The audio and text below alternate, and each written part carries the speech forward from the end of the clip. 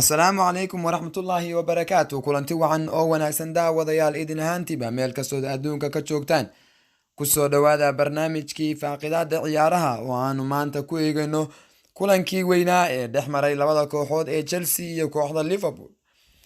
waxaana isna meesha ka maqnay barnaamij aanu ku eegayno barnaamijka abaalmarinta xiddiga sanadka ee ay bixiso hay-adda ugu sareysa kubadda cagta caalamka ee loo yaqaano FIFA.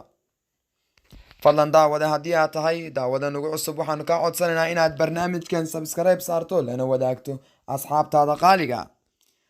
sidaan hordhaca ku sheegnay waxaa kulan xamaasadiisa wataa uu dhex maray labada kooxood ee kala ah Liverpool iyo Chelsea, kulan ka tirsanaa horyaalka dalka Ingiriiska.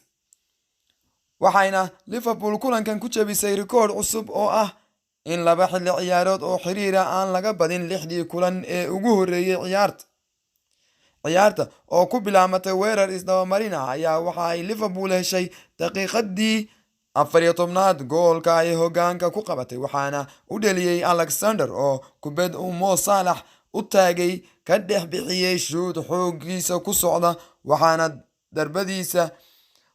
durbadiiba Chelsea bilowday inay boorka iska jafto ileen nin qoyani biyo kama dhowre, waxayna soo qaaday weerar rogaal celisa. Chelsea oo ku dhawaatay inay hesho goolka barbaraha daqiiqadii 24aad gool uu la hortegay goolhayaha Liverpool xidigooda weerarka uga ciyaara ee Abraham, kaasoo kubadda ka khasaariyay kooxda Chelsea.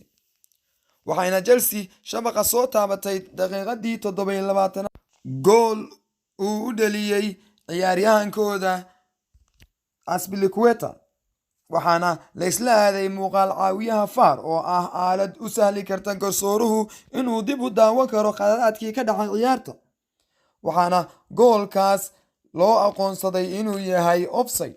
intaas kadib waxa ay Liverpool abuurtay fursado qaali ah kuwaasoo ay kula timi goolkeeda labaad oo uu u dhaliyay deeqsiga ku aanbaxay baasaska ee Firmino cross uu ka helay Robson, waxaana Liverpool hogaanka ku qabatay 2-0.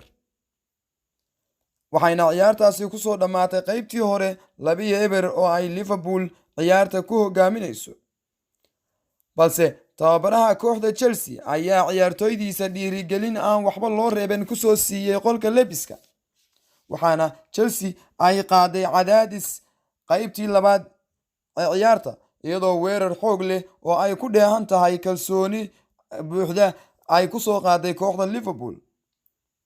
ciyaar wanaagga ay la timi waxa uu sababay in ay la timaado kooxda Chelsea gool uu si qurux badan ula dhex maray wiilka madaalaha ee Kante, taasoo uu awoodi waayay in uu waxba ka qabto ama uu badbaadin ka geysto goolhayaha kooxda Liverpool ee Adrian. waxayna ciyaartaasi ku soo dhammaatay 2-1 ay guushu ku raacday kooxda Liverpool. kooxda Liverpool waxa ay hogaanka ku haysaa 18 dhibcood oo nadiifa, waxaana kaalinta labaad ku jira kooxda horyaalka difaacanaysa ee Manchester City, taasoo ay Liverpool ka korayso 5 dhibcood oo nadiifa. waxaana la isdhihi karay in macalinka kooxda Klopp ee Liverpool uu sameeyey kalsooni aad u buuxda, taasoo sababtay inay jilbaha dhulka u laabaan kooxda Chelsea. halkaas waxaa inoogu soo dhamaaday barnaamijkii faaqidaada ciyaaraha ee toddobaadkan oo aanu ku soo qaadanay kulankii adkaa ee dhex maray labada kooxood ee kala ah Liverpool iyo Chelsea. fadlan daawade haddii aad barnaamijka ku cusub tahay waxaanu kaa codsanaynaa inaad subscribe saarto, like iyo share aad ku fariiraysataan lana wadaagtaan asxaabtiina qaaliga ah. wasalaamu calaykum waraxmatullaahi tacaala wabarakaatuh.